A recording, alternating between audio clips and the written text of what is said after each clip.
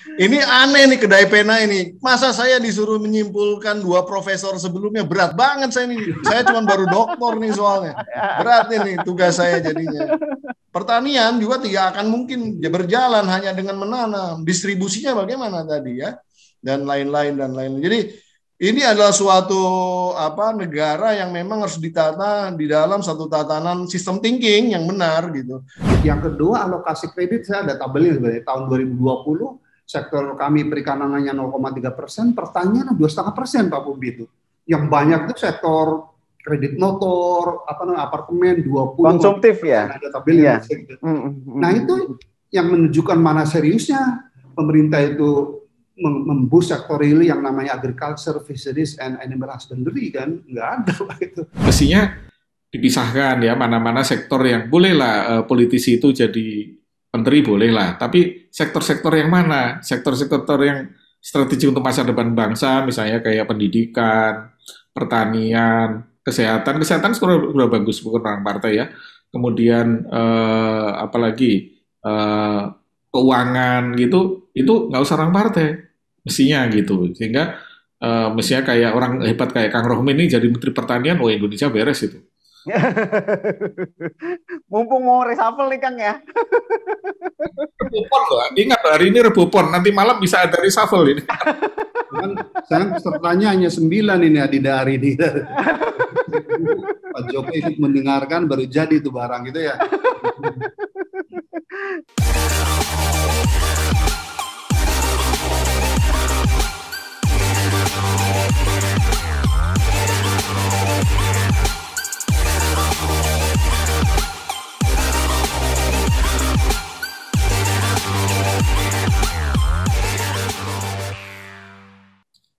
Oke, Assalamualaikum warahmatullahi wabarakatuh. Salam sejahtera. Bertemu lagi dengan saya, Ari Purwanto, pemimpin redaksi Kedai Pena dalam diskusi mingguan Kedai Pena, PHD Corner, bersama beberapa narasumber yang sudah bergabung dengan kita di ujung koneksi.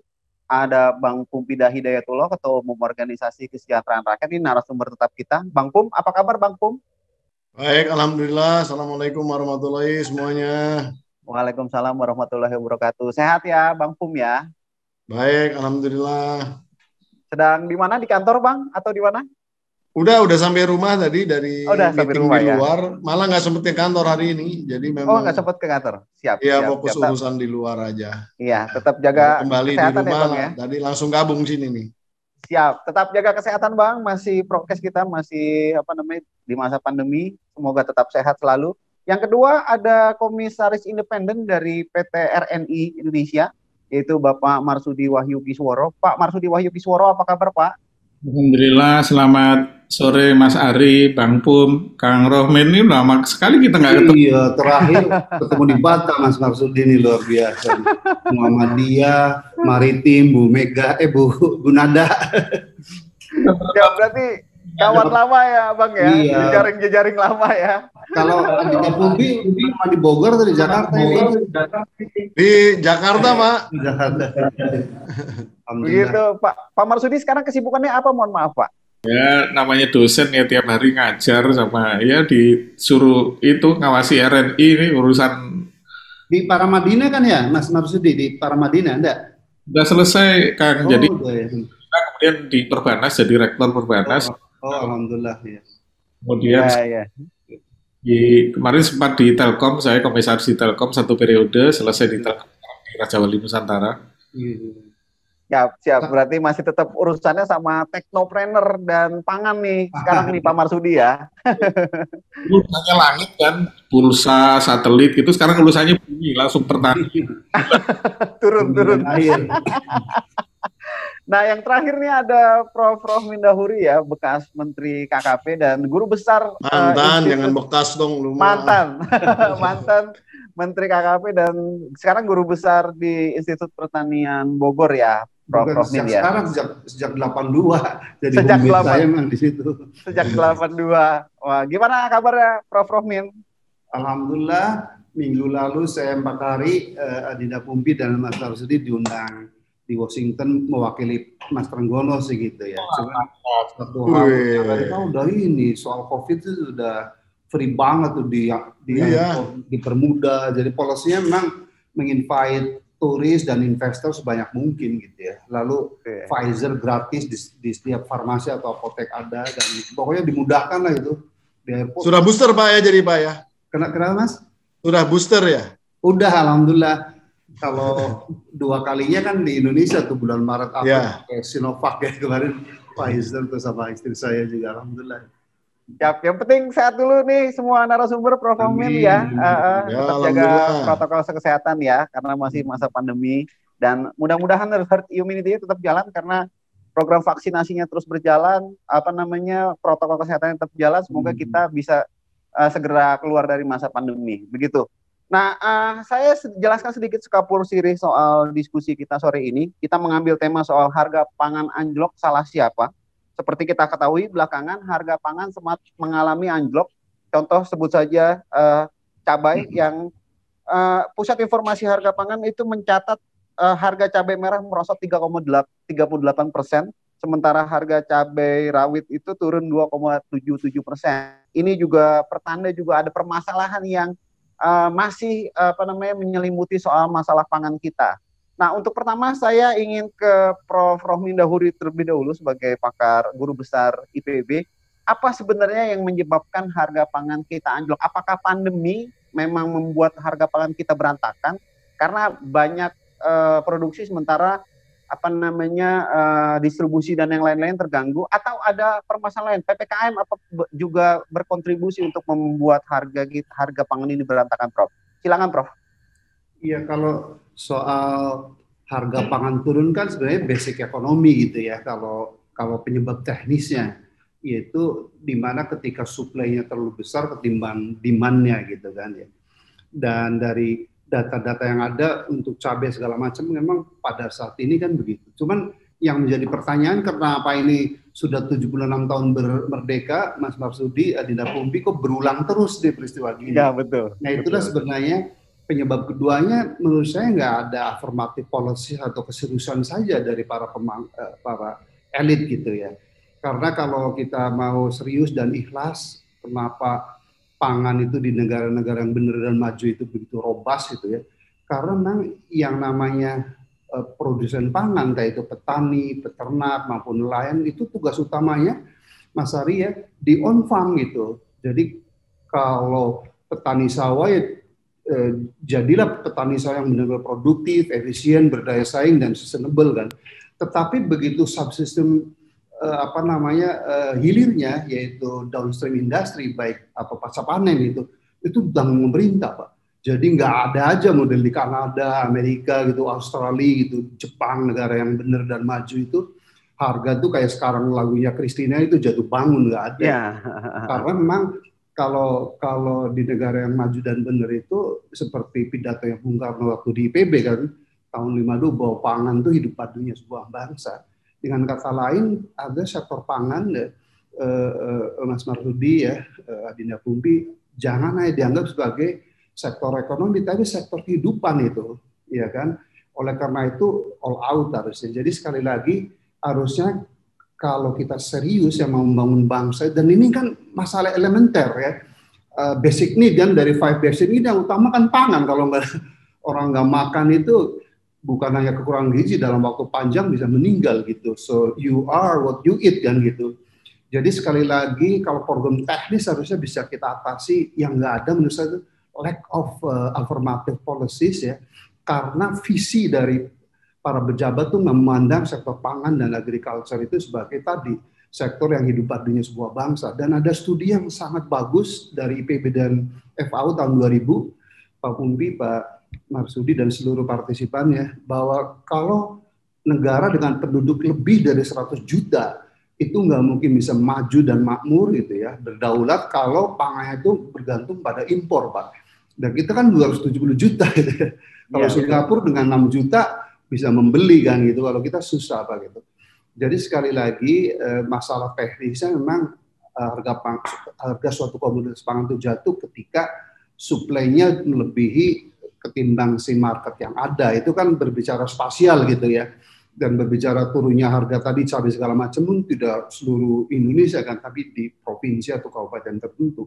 Itu kan menunjukkan tadi bahwa local market cannot absorb gitu ya produksi yang lagi melimpah. Tapi itu terjadi sejak zaman Orde Baru tuh Bapak sampai sekarang. Iya, betul. Jadi kalau saya menterinya merasa berdosa tuh karena apalagi kita Muslim ya, ada surat Yusuf bahwa teknologi pasca panen itu.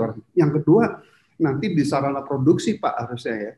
Dan yang ketiga memang di sistem logistiknya gitu. Tetapi sekali lagi jurus-jurus teknis itu bisa dikerjakan oleh orang IPB, ITB, UI, tetapi affirmative policy yang nggak ada ya seperti gini. Kita orang-orang summa cum laude nggak berdaya di negara yang politik ekonominya itu tidak berpihak pada pangan dan uang cilik begitu. Begitu ya. Dari kebijakan-kebijakan yang sudah ditelurkan oleh Presiden Jokowi ya kan, ketahanan pangan dan yang lain-lain, apakah ini tidak menunjukkan bahwa pemerintah serius untuk kemudian membenahi sektor pangan Indonesia, Pak Rohmin? Silakan Pak. Iya, bagaimana serius walaupun itu sahabat kita gitu ya. Beberapa bulan yang lalu di tengah itu real ya, dan Pak bukan hanya statement si Pak Yasir Limpo ketika produksi padi atau stok di gudang-gudang itu melebihi daripada kebutuhan konsumen, ada rencana pemerintah mau mengimpor 1 juta ton gitu kan. Iya, betul. Jadi kan pusing kita dibuatnya itu kan. Mana keseriusannya kalau pidatonya ini, tetapi pada implementasi real nggak ada gitu. Kemudian bagaimana yang namanya agriculture infrastructure itu ya, bendungan, saluran irigasi itu udah lama udah kekurangan, kualitasnya tuh menurun, iya kan. Yang ketiga masalah konversi lahan Pak. Ternyata sebenarnya ada data semua saya udah siapkan, tapi nanti saya kirim aja. Itu ternyata land to man ratio atau land to farmer ratio kita tuh di seluruh dunia yang termasuk paling sempit. Adinda Pumpi dan Pak Marsudi itu kalau nggak salah 261 meter persegi per petani lah gitu. Sedangkan Malaysia si Amerika 15.000, Australia lagi 25.000 gitu. Tetapi konversi lahan pertanian ke infrastruktur, kebangunan atau land use lainnya jor-joran Pak. Coba Mas Marsudi, Adinda Pumpi, kalau kita ke Belanda atau ke Jepang tuh yang namanya agriculture land tuh benar-benar protected itu. Nah, kenapa bisa berdampingan dengan industri? Karena industri dengan maju udah zero waste, Pak. Coba lihat dari Amsterdam ke Volendam itu. Di situ ada pabrik-pabrik, at the same time pada space lahan yang ada peternakan, ada pertanian gitu. Kuncinya satu, si industrinya nggak mengeluarkan limbah, Pak. Kalau di Indonesia kan begitu ada industri seolah-olah sektor living resources, model perikanan, peternakan, pertanian harus angkat kaki gitu. Jadi karena ini diskusi ilmiah, saya akan belak-belakan begitu ya. Memang kalau pidatonya indah-indah, tapi realitas ya untuk benar-benar memboost production ya, iya kan. Kemudian reducing impor gitu ya. Kemudian stabilisasi harganya dan stok nggak ada. Dengan contoh tadi, kalau saya ngomong terus bisa berjam-jam kan. Soal policy impor, soal policy proteksi lahan, ya kan. Satu lagi mungkin tadi infrastruktur ya. Yang satu lagi lebih dahsyat, Adinda Pumpi dan Marsudi itu policy makro itu. Iya kan, coba cost of fund atau suku bunga kredit kita sekarang Mas Marsudi masih 14% itu. Thailand udah 4% gitu kan. Iya kan, Vietnam 7% gitu. Semua udah single digit semua. Jadi untuk orang berinvestasi di kita, orang nasional gitu ya, dengan meminjam uang dari bank udah kalah kompetitif dulu Pak gitu. Iya kan. Yang kedua, alokasi kredit, saya ada tabelnya sebenarnya. Tahun 2020 sektor kami perikanannya 0,3%, pertanian 2,5% Pak Pumpi itu. Yang banyak itu sektor kredit motor, apartemen 20. Konsumtif ya. Ada tabelnya. Gitu. Nah itu yang menunjukkan mana seriusnya pemerintah itu memboost sektor real yang namanya agriculture, fisheries, and animal husbandry kan, nggak ada Pak itu. Negara ini ya tertolong karena kita kaya sumber daya alam dan kemudian masyarakatnya saling berbagi karena 87% Muslim. So Pak Pumbidap, Mas Marsudi seperti saya juga kali menolong ponakan, sepupu kan untuk sekolah. Jadi distribution of wealth tidak dilakukan oleh negara, tapi individu per individu. Tapi individu, betul. Begitu. Jadi itulah yang harus kita udari gitu ya, dan jangan hanya berhenti di seminar atau NATO, harusnya pada real policy. Itulah tantangan kita bagaimana membentuk orkestra kabinet dan partai politik, Pak Pumpi dan Pak 2024. Enough is enough lah kita. Udah 76 tahun kita begini terus gitu. Begitu kira-kira Mas Ari. Ya, menarik sekali. Ada ketidaksinkronan antara pidato dengan kebijakan yang diambil oleh Presiden Jokowi. Nah, saya ke Pak Marsudi dulu, Prof. Marsudi. Apakah yang disampaikan oleh Pak Rohmin itu memang benar-benar kejadian atau ada perspektif lain yang bisa digambarkan oleh Pak Marsudi? Silakan, Prof. Marsudi. Terima kasih Mas Ari. Wah, dari Kang Rohmin sebenarnya sudah full lengkap dari A sampai Z itu. Jadi kalau mau nambahin jadi susah. Udah ada semua. Tapi memang agak dilematis. Saya memang baru 2 bulan di RNI. Baru belajar-belajar, baru tahu kenapa kita impor gula, kenapa sih kok kita impor garam. Ini bentar lagi katanya kita mau impor 3 juta ton garam kayak gitu tuh. Kenapa itu lagi pelajari ya. Dan memang saya melihat itu kalau pertanian kita khususnya kita bicara pertanian ya, agak unik Indonesia itu. Lahan pertanian kita itu makin banyak berkurang. Tapi di sisi lain petani juga berkurang karena orang-orang anak-anak muda nggak mau jadi petani lagi. Jadi petani itu susah, miskin gitu ya. Bahkan yang sekolahnya pertanian jadi muridnya Kang Rohmin tuh karena nanam padi susah, akhirnya nanam bunga aja lah. Siap. Itu perbankan Bogor. Nanam padi nggak profitable gitu. Itu yang akhirnya tadi memang betul sekali ya. Saya selalu bilang begini. Ketika saya di RNI ya, saya lihat RNI itu urusannya pangan yang setiap orang perlu, nggak ada yang nggak perlu pangan. Dan recurring, tiap hari itu orang perlu pangan.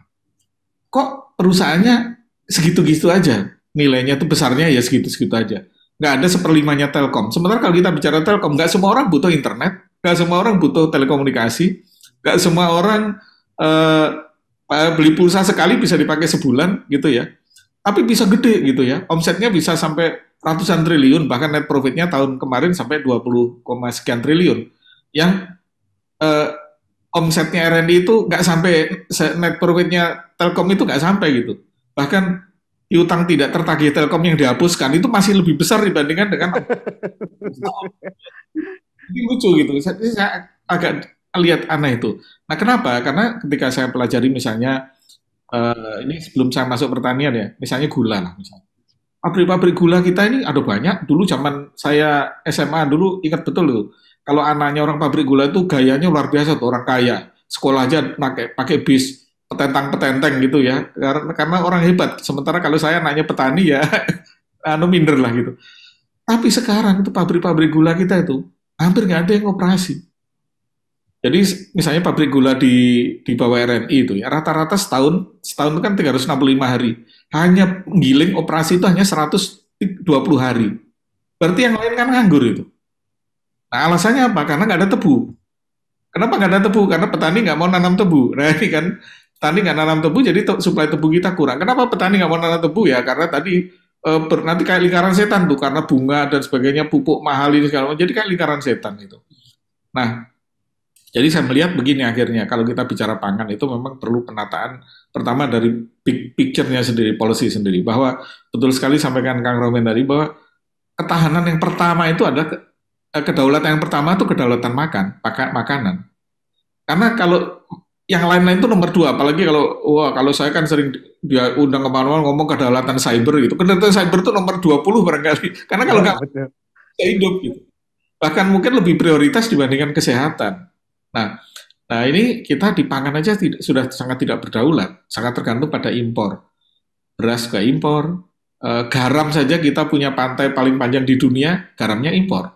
Kenapa alasannya? Karena produksi garam kita itu per hektar kan hanya kecil sekali ya, dibandingkan dengan yang ditambang, yang tinggal ngeruk seperti di Australia. Ya betul sih, memang ya. Tapi kemudian terus kok solusinya impor gitu ya? Solusinya membina petani garam atau kalau tebu ya membina petani tebu sehingga mereka lebih produktif, sehingga mestinya uang yang dipakai untuk pemborosan impor itu bisa dipakai untuk pembinaan pertanian kita supaya lebih maju. Ini masalah yang pertama. Jadi memang betul policy besarnya nggak ada. Yang kedua adalah begini, dari dulu saya melihat itu problemnya itu dari sejak reformasi lah paling tidak itu ya. Menteri Pertanian tuh selalu diisi orang partai. Nah ini masalah. Menteri Pertanian itu diisi profesional. Ambil contoh sekarang, contohnya kalau di infrastruktur ya, Menteri PU itu profesional kan, nggak terkait sama partai. Kan infrastruktur kita maju luar biasa, Betul, betul. mana-mana gitu ya. Tapi ketika Menteri Pertanian, Perdagangan ini diisi orang partai, maka ya kepentingan politik yang kemudian jalan gitu ya. Jadi mau tidak mau ini gitu, mestinya dipisahkan ya, mana-mana sektor yang bolehlah politisi itu jadi menteri bolehlah, tapi sektor-sektor yang mana, sektor-sektor yang strategi untuk masa depan bangsa, misalnya kayak pendidikan, pertanian, kesehatan sudah bagus bukan orang partai ya, kemudian apalagi keuangan gitu, itu nggak usah orang partai mestinya gitu, sehingga mestinya kayak orang hebat kayak Kang Rohmin ini jadi Menteri Pertanian, oh Indonesia beres itu. Mumpung mau reshuffle nih Kang ya. Rebupon loh, ingat hari ini Rebupon, nanti malam bisa ada reshuffle ini. Kan saya pesertanya hanya 9 ini Adida hari ini. Pak Jokowi ikut mendengarkan baru jadi itu barang gitu ya. Ya Prof, silakan Prof, dilanjut Prof.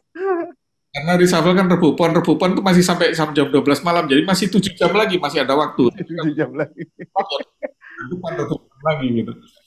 Nah, jadi problem keduanya itu di situ. Jadi sektor-sektor yang berkaitan dengan sektor tertentu ya, sudah sebut tadi pertanian, kesehatan, keuangan, perdagangan, industri, itu mestinya tidak diisi orang partai. Yang lain silahkan, portfolio partai nggak apa-apa gitu ya. Nah, yang ketiga adalah sektor pendukung yang makro sendiri, yaitu kebijakan tanah misalnya, kebijakan pertanahan kita. Ini dari dulu ruwet tuh kan, kalau kita sudah bicara sawah itu sudah, waduh, banyak konflik-konflik di sana dan sebagainya. Belum juga kebijakan keuangan. Dulu kan pernah ada janji, ini mungkin ide dari Kang Rohmin ya dulu, ada bank tani, tapi sekarang kan nggak ada bank, semuanya jadi bank konglomerat semua, nggak ada bank tani. Padahal harusnya ada bank tani misalnya, paling tidak itu bisa membantu. Memang ada sih inisiatif kayak kredit-kredit bunga murah, tetapi bukan itu solusinya gitu. Solusinya harus sistemik betul gitu. Nah ini yang ketiga. Yang keempat lah begini, saya di RNI itu saya melihat begini, karena memang kalau kita bicara pangan itu ada dari hulu sampai hilir ya. Nah bagaimana, karena saya orang IT ya, saya coba pikirkan, saya lagi merancang ada namanya platform pangan. Bagaimana menerapkan teknologi dari hulu sampai hilir. Meskipun saya belum pernah kuliah di Bogor, jadi muridnya Kang Rohmin, tapi saya dengan teman-teman punya kelompok yang hobinya pertanian. Nah, ini ceritanya gini Kang Rohmin, di Serang itu kami punya eksperimen 200 hektar ladang jagung, tapi di sana sudah pakai full teknologi, sudah pakai IoT, sudah pakai drone, sudah pakai AI, dan sebagainya. Itu ternyata produktivitasnya naik 2 kali lipat. Nah, jadi saya melihat di sini kalau sektor hulu itu menggunakan teknologi, itu akan banyak membantu. Yang kedua adalah di sektor distribusinya. Jadi distribusi juga mungkin perlu ada teknologi, di situ IT yang menjadi platform, sehingga distribusi itu bisa rata, dan kemudian distribusi itu bisa baik gitu ya. Sehingga tidak terjadi misalnya di satu tempat dia barang berlimpah, di tempat lain kekurangan. Nah, ini jadi pengaturan distribusi itu yang saya lagi coba pikirkan adalah bagaimana IT bisa ada perannya di sana, karena memang kalau pangan itu kan kita tidak bisa menaikkan harga. Jadi kalau perusahaan seperti RNI mau untung itu tidak boleh dengan menaikkan harga. Yang bisa dilakukan adalah menekan cost. Nah, menekan cost itu salah satu cara yang terbaik adalah menggunakan teknologi, menggunakan IT. Nah, pengamatan saya di RNI sendiri itu, waduh, ada loh. Ini kan sebenarnya ada klaster pangan ya, Kang Rohmin ya, ada 6 perusahaan yang digabung ke RNI. Itu ada di antara mereka itu masih pakai Excel loh. Coba bayangin aja, accounting-nya pakai Excel. Masih ada pakai Excel gitu. Yang lain itu masih menggunakan ya, ada yang pakai open source, ada ini. Jadi makanya kemudian terjadilah ya fraud itu di mana-mana lah, saya kira gitu. Jadi digitalisasi saya kira menjadi salah satu cara melakukan efisiensi, menekan biaya, segala macam biaya dengan digitalisasi tadi. Itu Mas Ari dari saya. Begitu ya. Tadi saya menarik pernyataan Bapak yang seharusnya Menteri Pertanian itu dari pihak profesional ya, seperti yang dilakukan oleh Pak Basuki Pak Basuki yang dipercaya menjadi Menteri PU. Nah, apakah kemudian sektor Kementerian Pertanian ini memang dianggap sebagai lahan basah, Pak, sehingga memunculkan apa yang disamakan dengan cukong dan yang lain-lain, Pak? Apakah memang ada rente di dalam impor tersebut? Silakan, Pak Marsudi. Kalau sektor pertanian memang lahan basah, kita lihat sawah-sawah itu kan selalu digenangi. Sawah masih basah. Kalau memang lahan basah nih harusnya gimana nih? Tikus-tikusnya apakah harus dibersihkan dulu, ya kan? Sehingga kemudian pangannya yang tadi Pak Marsudi bilang kemudian bisa berdaulat gitu, Pak Marsudi. Nah, itu pakarnya Bang Pompi lah. Kalau saya kan nggak pakar di bidang itu. Saya ini orang yang ya anak buahnya Kang Romin lah. Kita ini nggak lah. Tapi kalau pertanian lahan basah itu ya memang karena tiap hari digenangi air. Kalau nggak ada air. Kalau untuk ini tadi saya juga menarik ya soal digitalisasi. Apakah digitalisasi yang dilakukan oleh banyak anak muda sebenarnya ya yang di sektor petani itu tidak cukup kemudian untuk kemudian membantu para petani untuk memangkas pola distribusi dan penjualan pasca panen dan yang lain-lain. Silakan Pak Marsudi. Ya, kita baru mulai sih kalau kita bicara digitalisasi, tapi belum ada yang coba kalau di transportasi kan ada Grab, ada Gojek, level itu belum ada. Travel ada Traveloka gitu ya. Kemudian kalau commerce ada banyak lah gitu ya. Nah untuk pertanian itu memang ada beberapa anak muda. Kebetulan saya membina ada 3 startup anak-anak muda yang ada yang grocery, ada yang pupuk, ada yang pertanian gitu. Tapi masih apa istilahnya kalau orang Jawa bilang itu masih muntuk-muntuk gitu, masih baru mau muncul gitu ya, belum skalanya belum besar. Jadi memang tugas pemerintah sebenarnya lebih mudah ya dengan adanya embrio-embrio ini sebenarnya juga bisa memangkas dalam tanda kutip permasalahan yang ada di hulu sampai hilir bahkan seperti halnya Gojek itu memangkas pola-pola transportasi lama ya, Prof. Marsudi ya. Ini kalau saya sok jadi politisi, saya bilang begini ini, tapi sok politisi ya, politisi yang sebetulnya dengan kemajuan civil society sekarang, generasi milenial yang berubah dan sebagainya ya, itu sebenarnya tugas pemerintah itu jauh lebih ringan. Pemerintah itu sebetulnya nggak perlu sampai teknis gitu ya. Pemerintah itu membuat, tadi disebutkan Kang Romin tadi, big picture-nya, jadi policy makronya. Detail-detail itu banyak sekarang ini anak-anak muda yang hebat-hebat, yang kreatif-kreatif, biar saja mereka gitu. Jadi mestinya pemerintah sekarang itu jauh lebih mudah, ya, karena kalau beda dengan misalnya zaman Pak Harto dulu, itu kan sampai teknis-teknis bawah, sampai ada penyuluh pertanian, segala pemerintah harus ikut campur kan, karena harus, ya dulu kan nggak salah penyuluh pertanian itu pegawai negeri ya, kalau nggak salah Kang ya, diturunkan di tiap desa itu ada gitu ya. Nah, sekarang sudah nggak perlu lagi, karena anak-anak muda ini atau civil society, terutama milenial ini sudah bangkit ke sana, sehingga pemerintah itu sebenarnya kalau ibaratnya musik itu cukup jadi konduktornya saja, jadi dirigennya saja. Biar yang main piano, yang main drama ini anak-anak muda ini, gitu, Mas. Ya, jadi memang teknologi kemudian membuat semuanya lebih mudah dan seharusnya kita lebih mudah menyelesaikan permasalahan pertanian. Tapi faktanya yang tadi di awal kita bahas, harga pangan masih tetap naik turun seperti lagu dangdut. Nah, itu juga menjadi permasalahan serius. Beberapa kalangan menilai bahwa faktor COVID ini juga kemudian mempengaruhi kemudian harga pangan sehingga naik dan turun. Saya ingin ke Bang Pumpida terlebih dahulu. Apakah memang alasan itu masuk akal atau sebenarnya ini akal-akalan aja sehingga kemudian lari dari tanggung jawabnya? Silakan Bang Pum. Tanggung jawab siapa, Ri? Tanggung jawab. Tanggung jawab pemerintah pasti. Iya.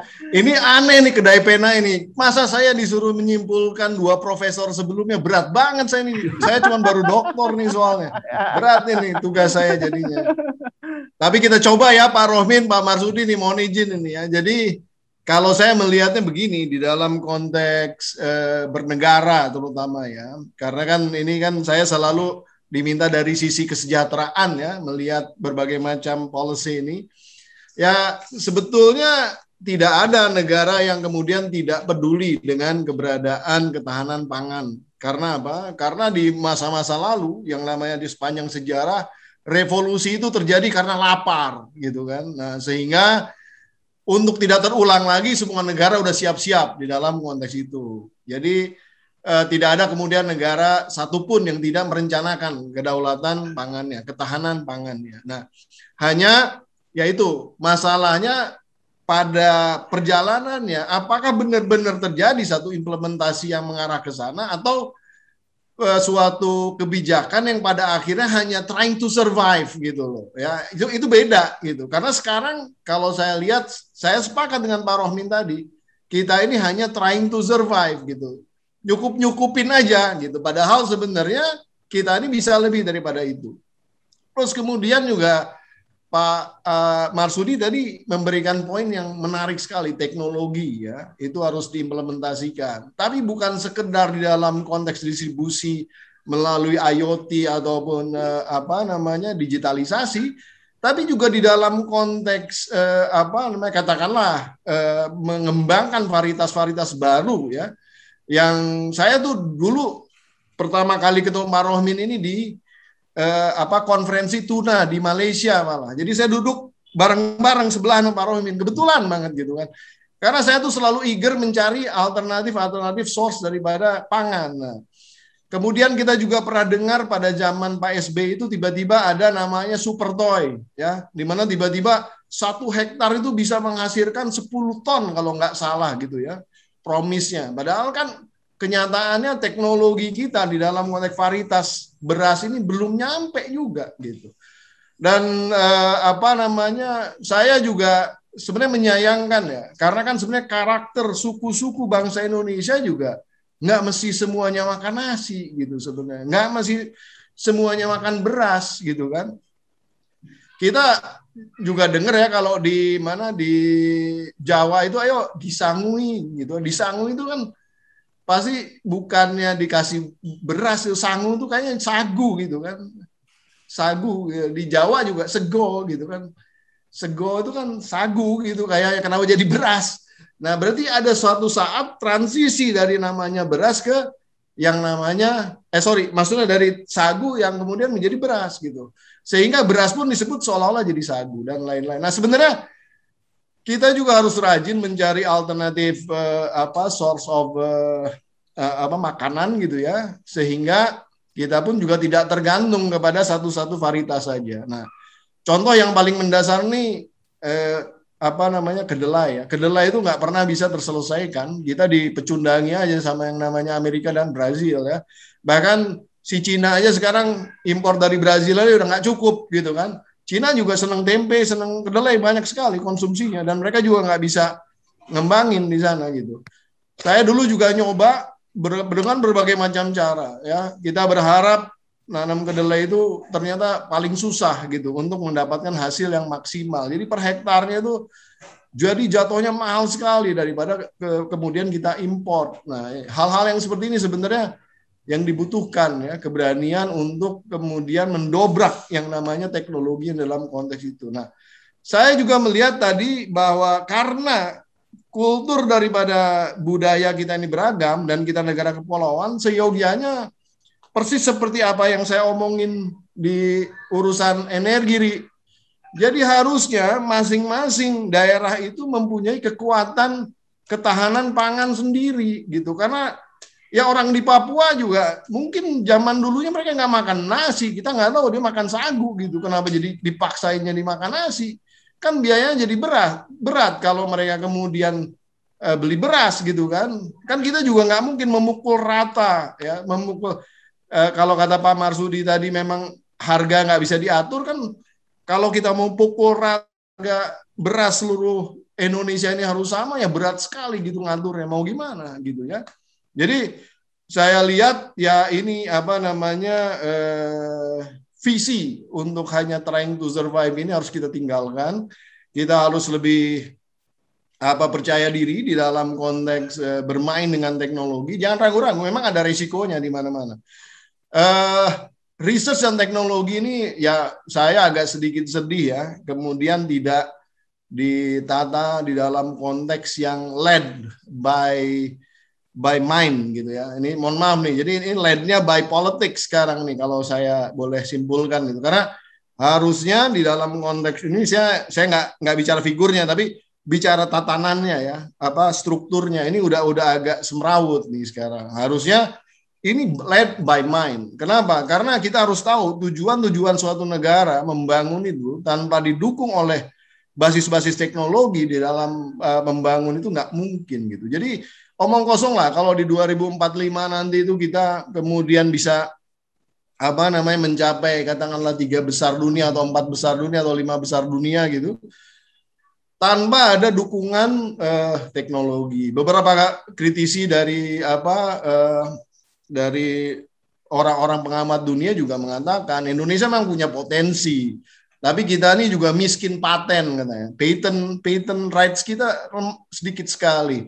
Orang-orang yang pinter-pinter nulis juga dikit sekali gitu ya. Makanya jadi saya juga terpancing untuk kemudian masuk ke ranah-ranah teknis research gitu secara langsung. Karena itu tadi merasa ter-challenge gitu ya.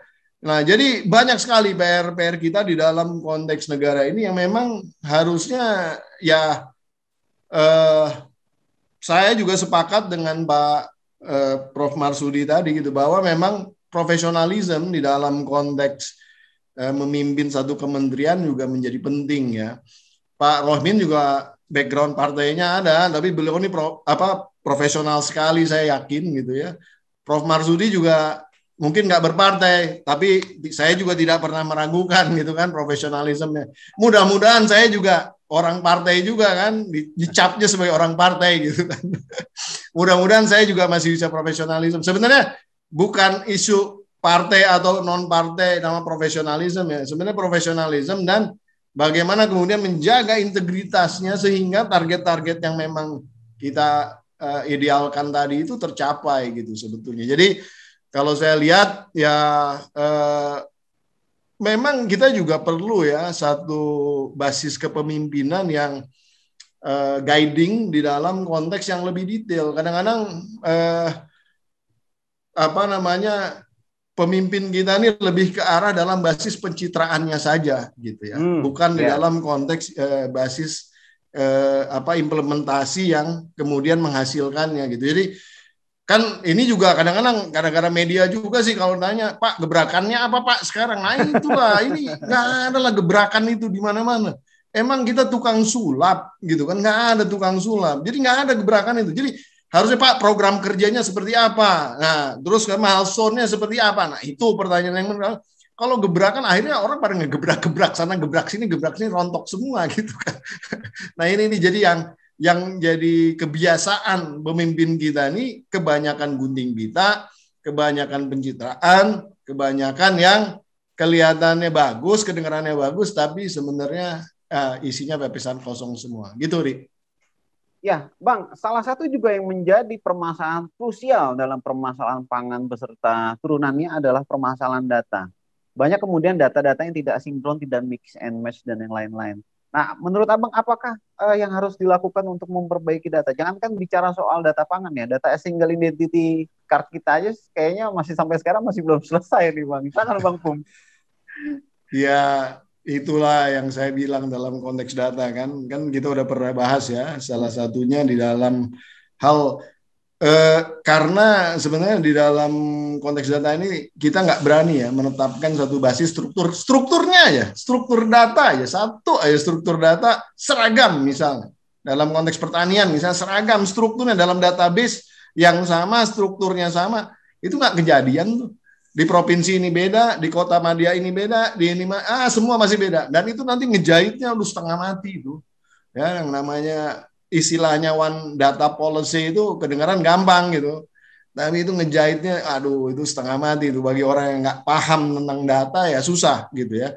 Tapi ya kembali ke urusan pertanian sebenarnya tidak hanya sekedar data ya, persoalan-persoalan kayak pupuk aja ya masih kucing-kucingan sana sini gitu ya, kucing-kucingan sana sini, pupuk aja pupuk gitu, antara pupuk yang disubsidi sama yang tidak gitu ya. Terus kemudian juga ya isu-isu bahwa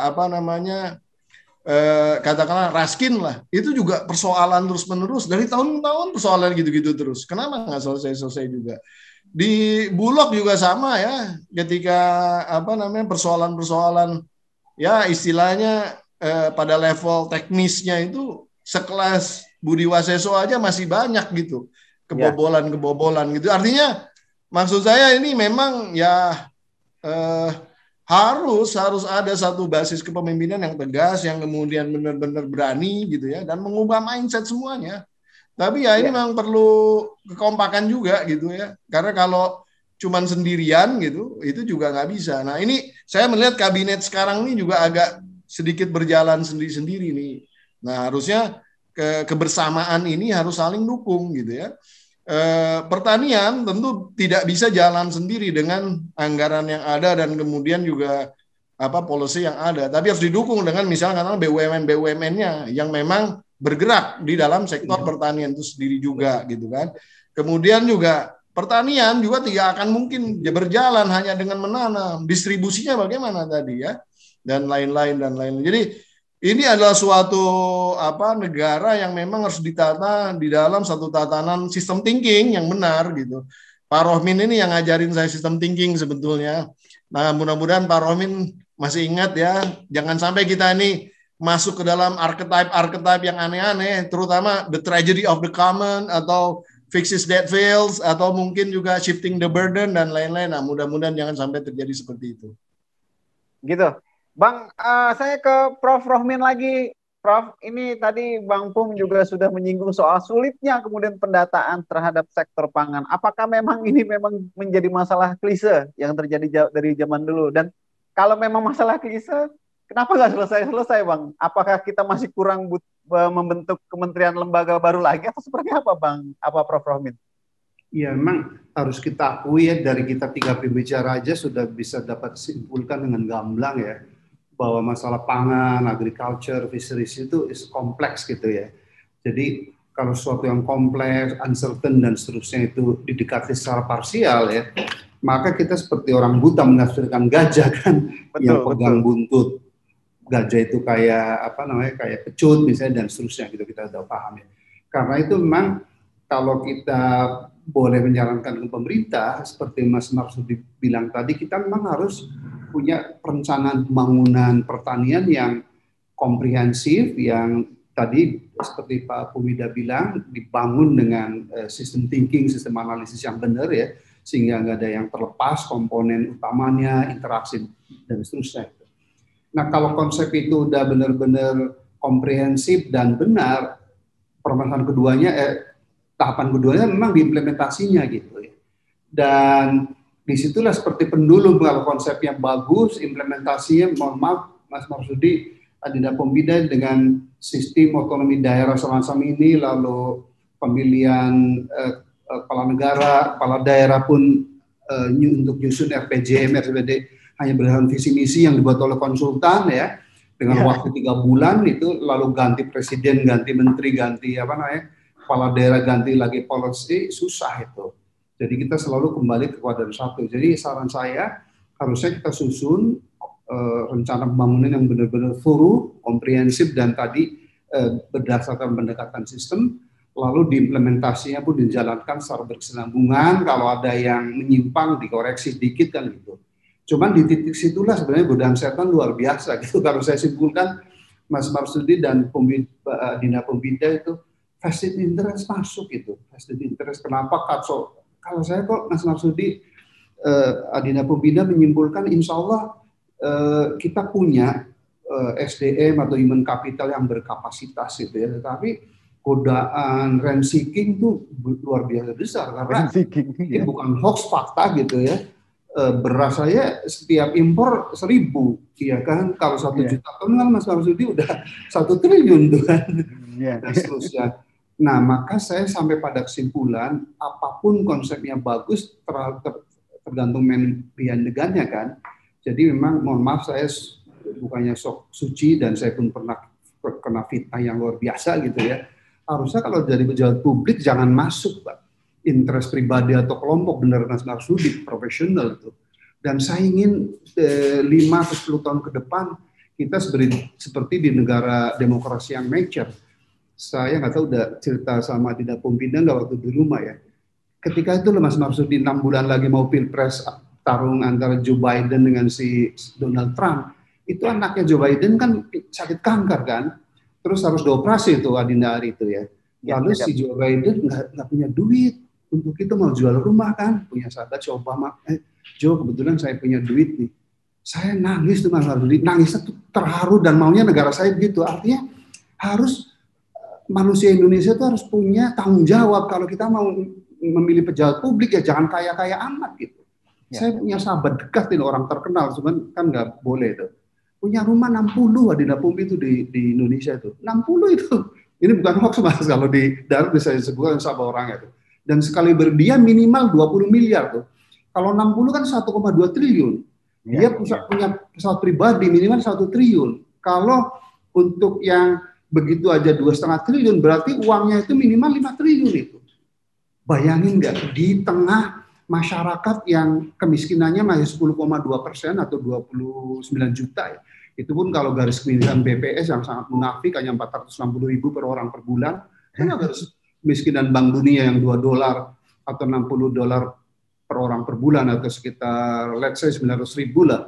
Yang miskin kita 100 juta Mas Rudi. Artinya 37% of Indonesian people itu lingering on poverty. Kok bisa ada pejabat negara yang dare gitu ya, dengan punya harta kekayaan 5 triliun gitu Mas. Nah, jadi sekali lagi kita punya konsep yang tepat, bagus, dijalankan secara berkesinambungan, tapi untuk bisa jangan ada vested interest Pak gitu.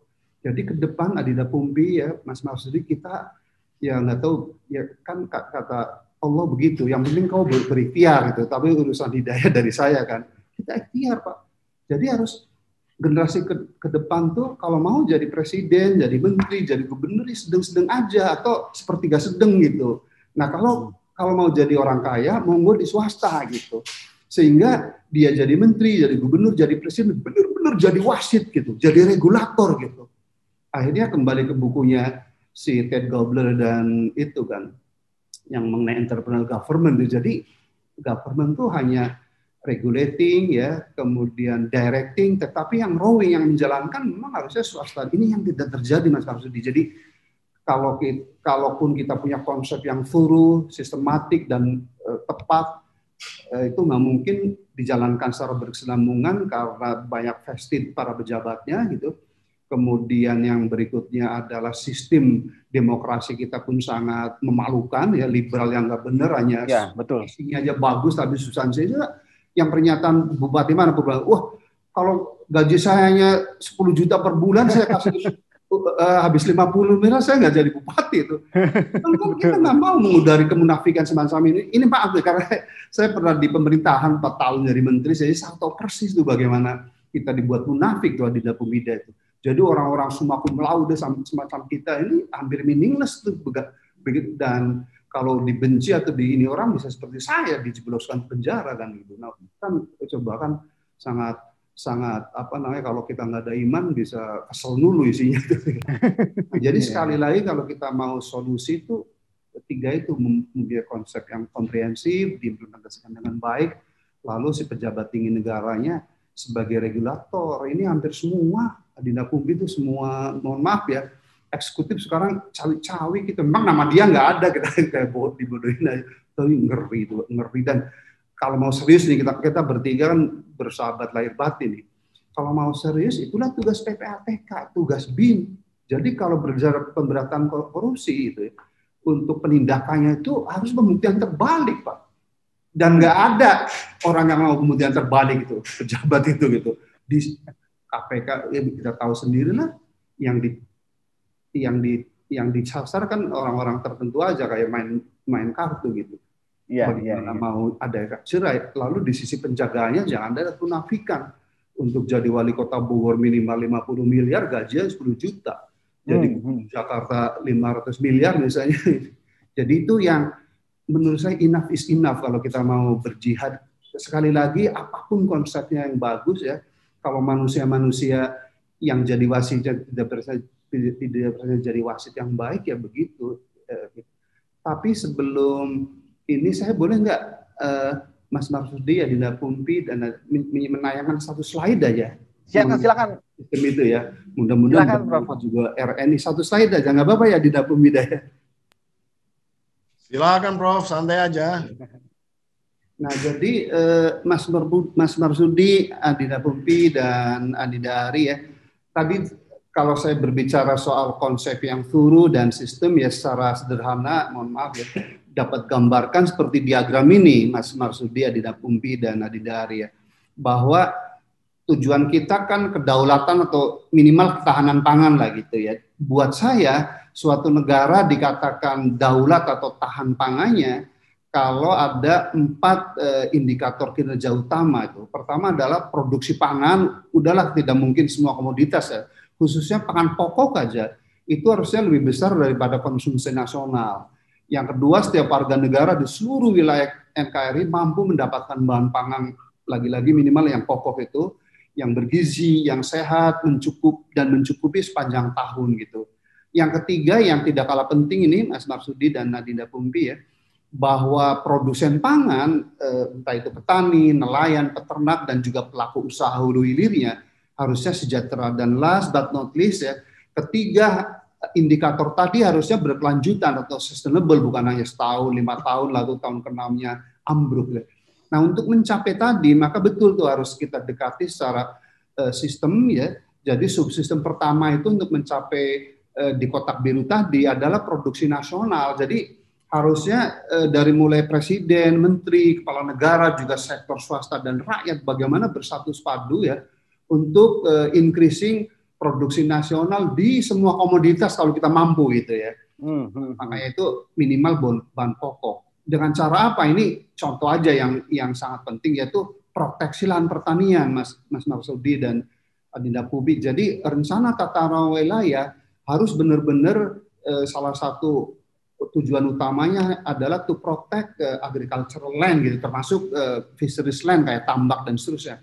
Yang kedua adalah peningkatan produktivitas ya.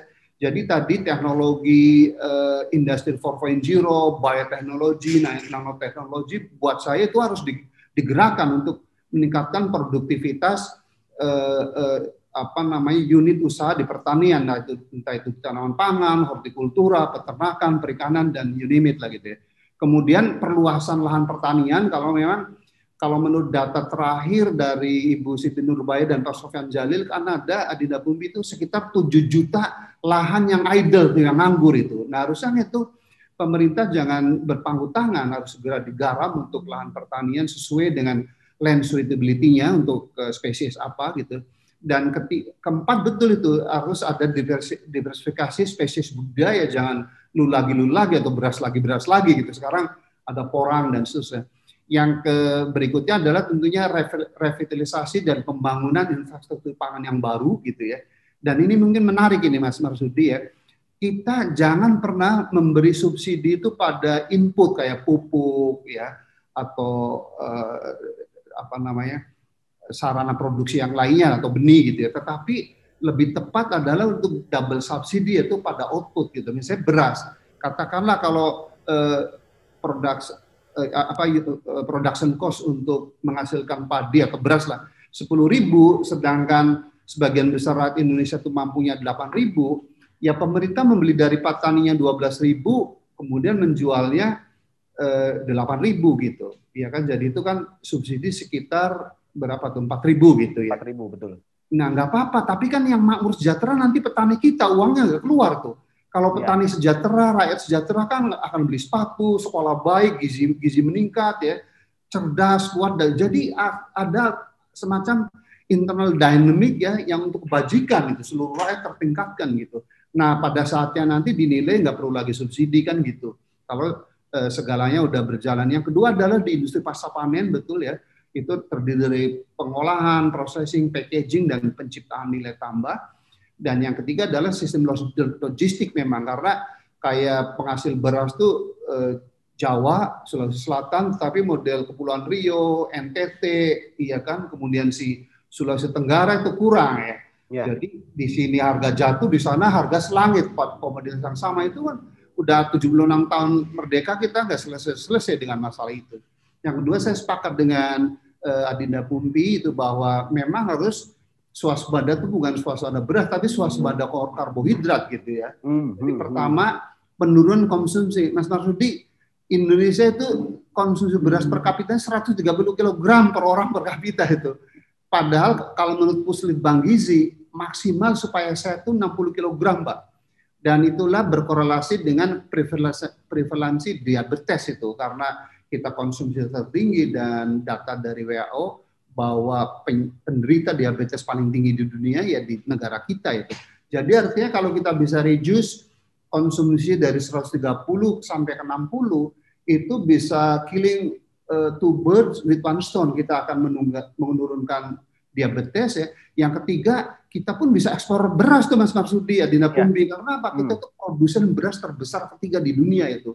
Tetapi karena konsumsinya besar begitu, kita masih impor gitu kan ya. Kemudian saya sepakat dengan Adinda Pumbi, kita harus diversifikasi konsumsi yang non beras tuh kayak sagu, jagung, porang. Itu di IPB, mohon maaf, ada Profesor Bintoro ahli sagu itu. Kata beliau minimal 6 juta hektar lahan kita tuh bisa untuk tanam sagu. Singkat cerita, sorghum maksudnya.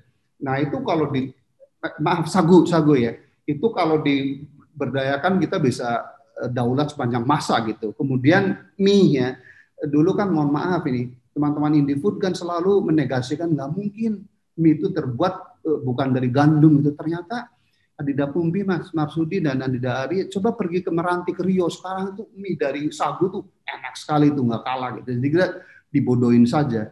Kemudian karena kita kan hampir 1 juta ekor sapi setiap tahun untuk mengimpor gitu. Padahal kita kelebihan seafood dan ikan gitu ya.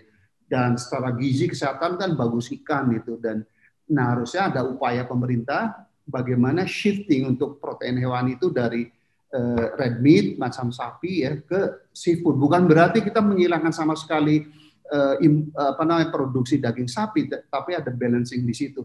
Nah, di dalam konsumsi nasional seolah-olah itu mudah diucapkan, tapi dalam prakteknya itu perlu effort yang berkesinambungan. Misalnya contohnya adalah saya bayangkan Mas Marsudi, Adinda Pumbi, kalau di sidang kabinet tuh kayak model Thailand gitu loh.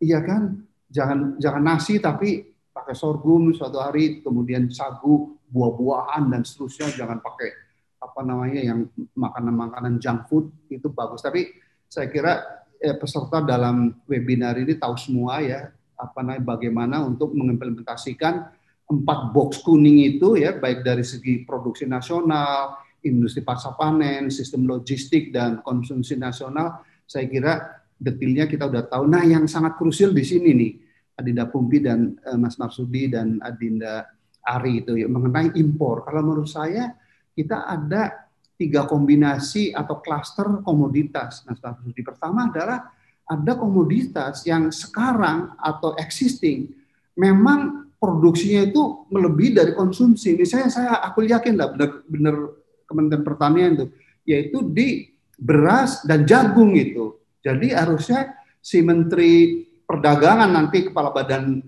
badan pangan itu tidak ada kompromi itu, no way itu untuk impor itu kalau yang untuk klaster pertama. Tetapi ada komoditas yang memang produksi nasionalnya itu lebih kecil daripada konsumsi, dan dengan teknologi apapun, dengan perluasan lahan apapun, nggak mungkin produksi nasional kita tentang komoditas itu melebihi konsumsi. Misalnya apa? Ikan salmon, kan kita nggak bisa produksi ikan salmon karena perlu air dingin dan seterusnya. Nggak apa-apa kita impor. Makanya Allah menciptakan bangsa yang dengan beda-beda kemampuan dan kelemahan kan supaya ta'aruf, supaya kerjasama gitu. Nah, tetapi ada komoditas ya kan yang existing kondisinya memang produksinya lebih kecil dari konsumsi, Mas Marsudi. Tapi dengan luasan yang masih ada, itu kan punya data pemerintah. Itulah pentingnya satu data yang valid memang dari pertanian, dari lapan dan seterusnya. Oh, sebenarnya lahan yang untuk kedelai, yang suitable untuk kedelai itu masih let's say 5.000 hektar lagi gitu.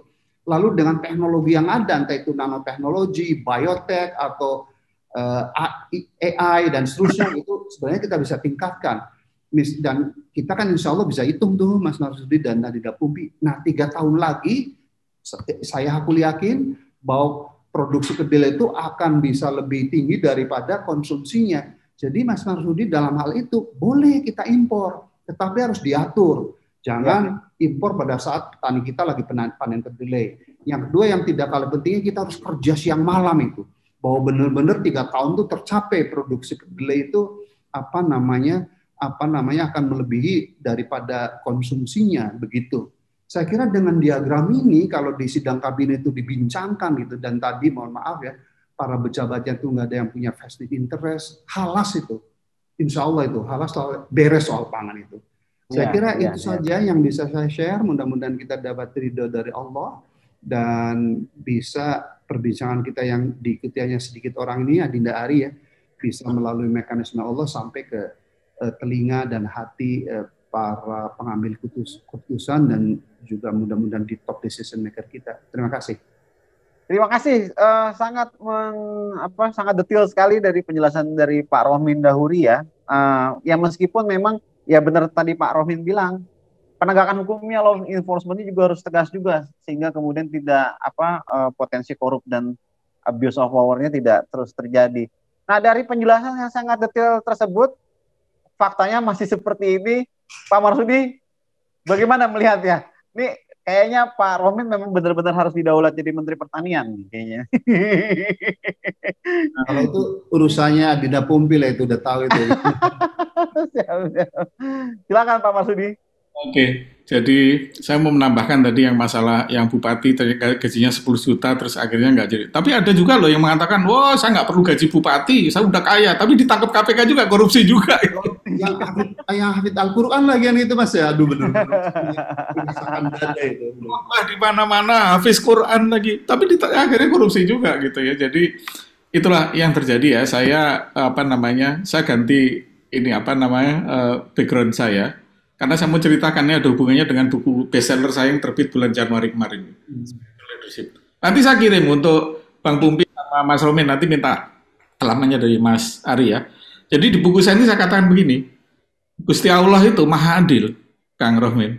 Kenapa? Indonesia dikasih tanah yang subur, sumber alam yang banyak, sementara negara lain itu tanahnya nggak subur, tapi mereka dikasih pemimpin yang baik. Indonesia supaya adil dikasih pemimpin yang buruk. Nah itulah buku saya itu mengatakan begitu.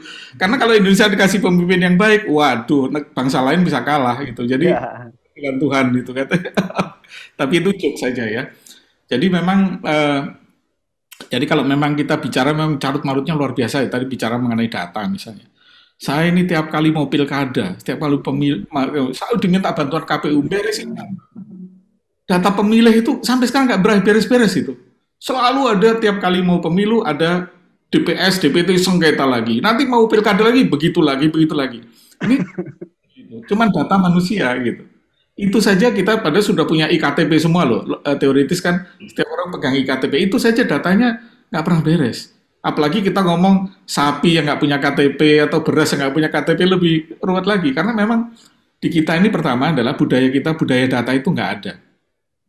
Saya pernah waktu di seminar One Data waktu itu diselenggarakan waktu sama di Telkom, saya jadi pembicara, saya katakan konsep satu data itu seperti katakan Bang Bumi tadi mudah dikatakan, tapi kultur Indonesia itu tidak seperti itu. Kultur orang Indonesia itu ada kalau punya sesuatu ya diumpetin sendiri.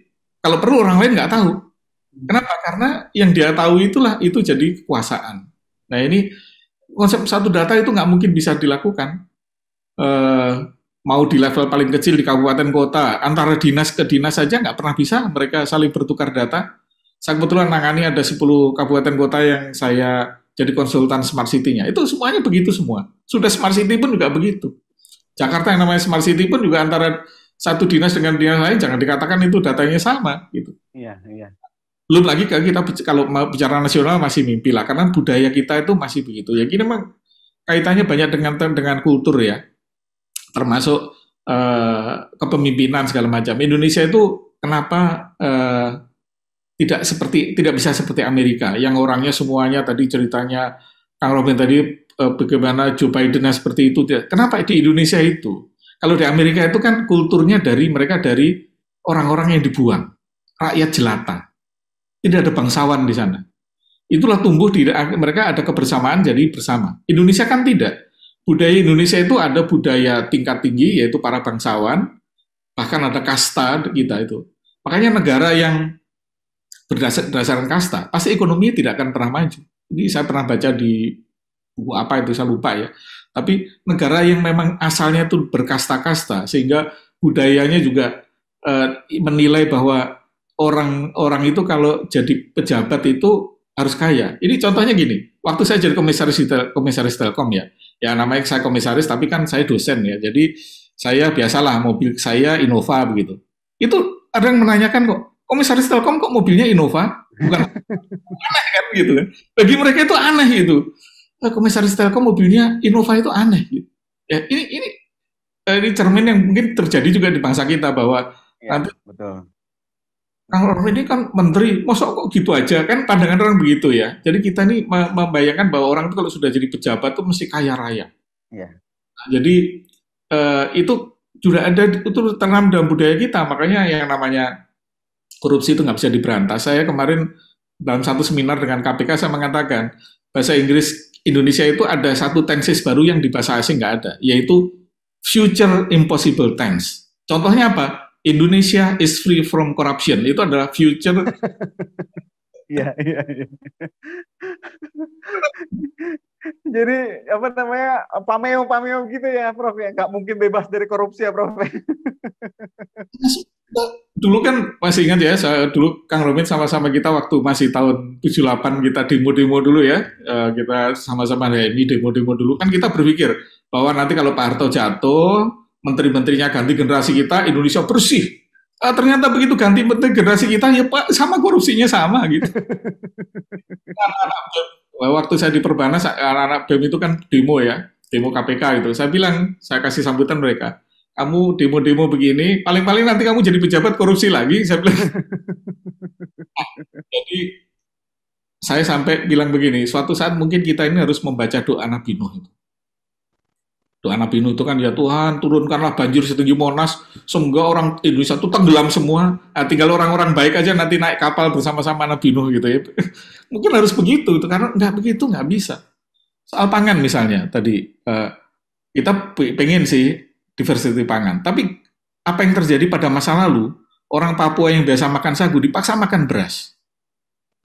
Jadi kalau nggak makan beras ya nggak makan mereka sekarang. Kalau disuruh makan sagu lagi sudah sulit bagi mereka, generasi mereka sudah embedded di dalam gen yang generasi baru itu sedang makan beras. Saya masih ingat dulu waktu saya di Jawa Timur sekolah SD itu, SMP lah gitu ya. Saya naksir ada cewek orang Madura. Sama orang tuanya nggak boleh. Dibilang apa? Jangan kawin orang Jawa, loyo-loyo makanannya nasi. Karena mereka makanannya jagung. Jadi orang Madura itu kuat-kuat makanannya jagung. Kalau orang Jawa itu dianggap loyo karena makanannya beras. Nah sekarang kebalik, orang Madura semua makan beras juga. Jagung dipakai untuk makan ayam sekarang kan, di mana-mana jadi makan ternak gitu ya. Karena kita bicara sorghum itu kalau di Jawa itu makanan kuda, Kang. Jadi orang Jawa disuruh makan sorghum masih nggak mau, itu makanan kuda suruh makan. Wong yang hebat aja, yang namanya porang, itu kan lagi ngetop itu ya, di mana orang Jepang aja makan porang. Di kampung saya di Ponorogo sana nggak laku itu porang itu makanannya kambing gitu. Masa dimakan ya? Akhirnya mereka bertani kemudian diekspor ya ada bagusnya sih diekspor. Tapi kalau suruh makan porang sendiri nggak akan ada mau.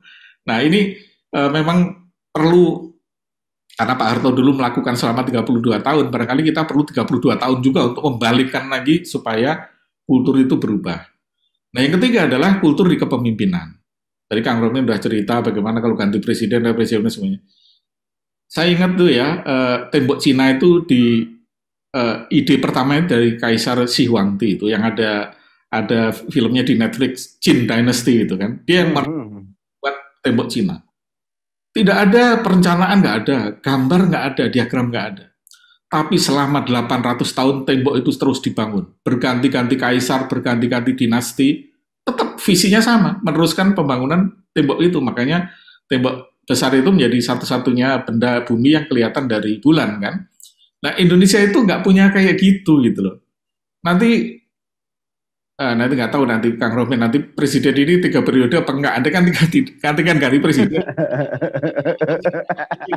Pakar ya. Andai kan ganti presiden, bisa saja nanti berbalik semua.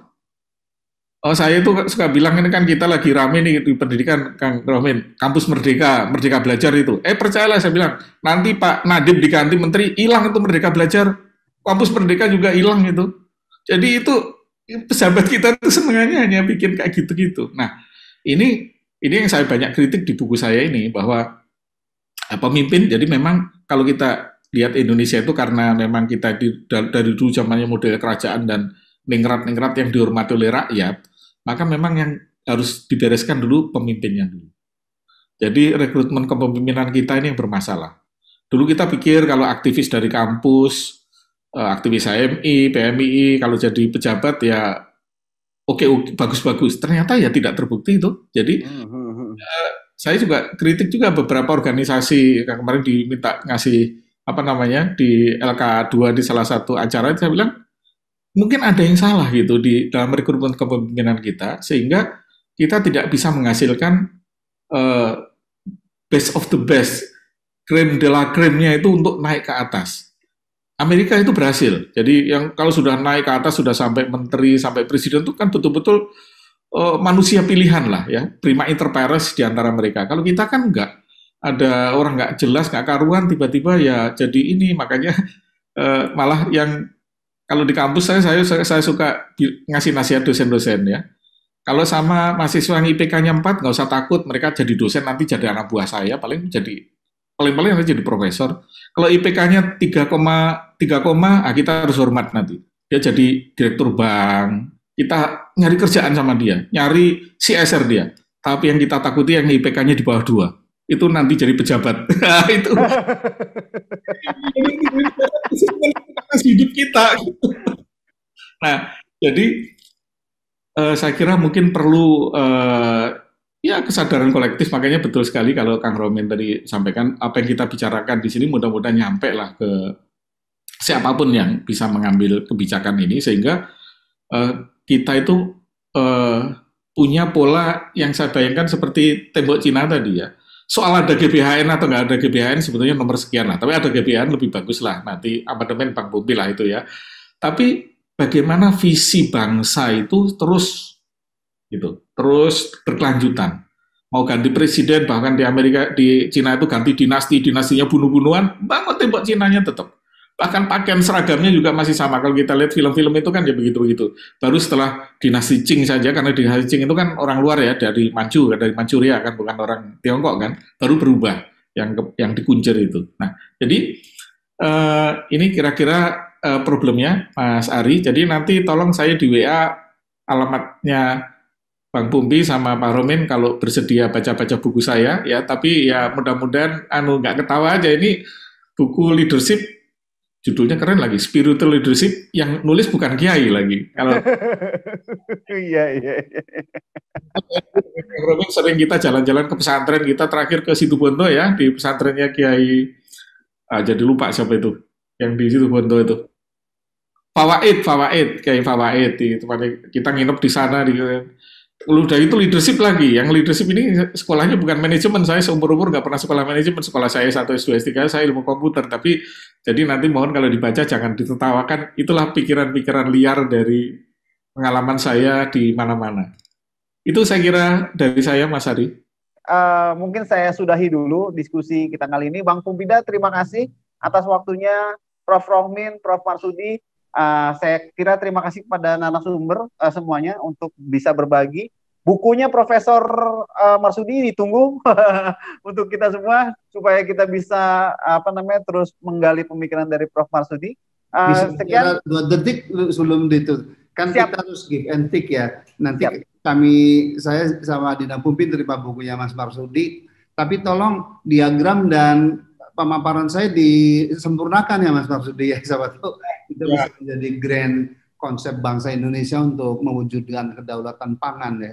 Demikian dari Dina Pumpi itu tolong. Nah itu bahannya kan ada 60 slides tuh Mas Ari ya, tolong dibagi ke Mas Marsudi dan Adinda Pumpida ya. Terima kasih. Ya, mudah-mudahan kita pertemuannya nggak cuma sekali ini, para narasumber. Mudah-mudahan ada pertemuan selanjutnya yang kemudian bisa menggali lebih dalam pemikiran-pemikiran dan solusi terhadap permasalahan bangsa, terutama di sektor pangan. Terima kasih kepada para narasumber. Wabillahi taufiq wal hidayah. Wassalamualaikum warahmatullahi wabarakatuh. Tetap merdeka. Warahmatullahi wabarakatuh. Kang Rohmin, Bang Bumbi, terima kasih.